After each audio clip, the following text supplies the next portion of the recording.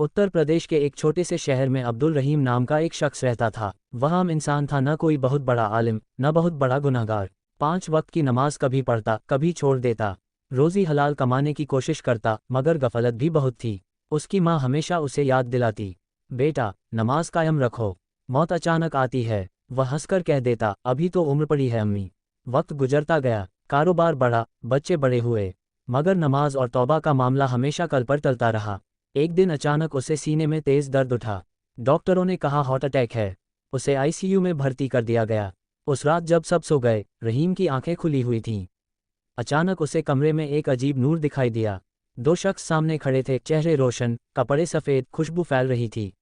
रहीम घबरा गया। उसने सोचा शायद कोई सपना है, मगर नहीं, वो आवाज़ आए, ए इत्मीनान वाली रूह, अपने रब की तरफ चल। ये वो फरिश्ते थे जिनका जिक्र कुरान में है।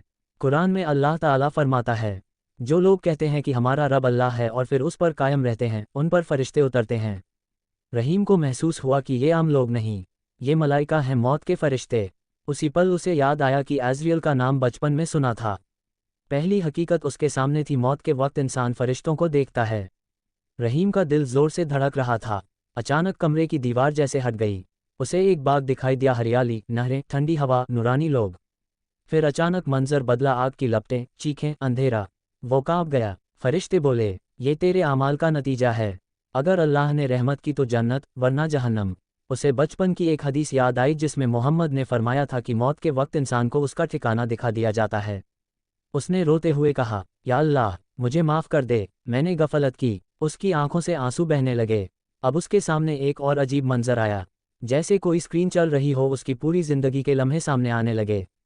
वो दिन जब उसने एक गरीब को खाना खिलाया, वो रात जब उसने नमाज छोड़ी, वो वक्त जब उसने किसी का दिल दुखाया, वो लम्हा जब उसने छुपकर सदका दिया।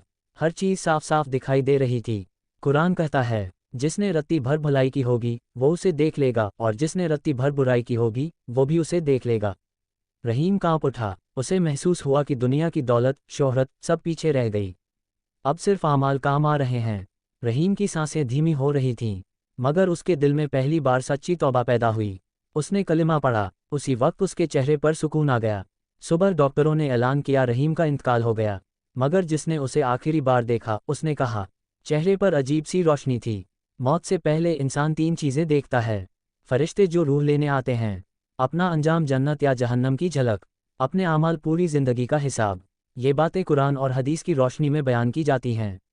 दिल को झकझोर देने वाला सवाल, अगर आज रात हमारी मौत आ जाए तो क्या हम फरिश्तों को देखकर खुश होंगे? क्या हमारा अंजाम रोशन होगा? क्या हमारे आमाल हमें बचा पाएंगे? मोहम्मद ने फरमाया, अक्लमंद वो है जो मौत को याद रखे और उसके लिए तैयारी करे। दुनिया का हर लम्हा हमें उस आखिरी मंजर की तरफ ले जा रहा है। इसलिए नमाज कायम करो, हलाल कमाओ, लोगों को माफ़ करो, तौबा में देर मत करो, क्योंकि जब वो 3 मंजर सामने आएंगे, तब न वक्त मिलेगा, न मौका।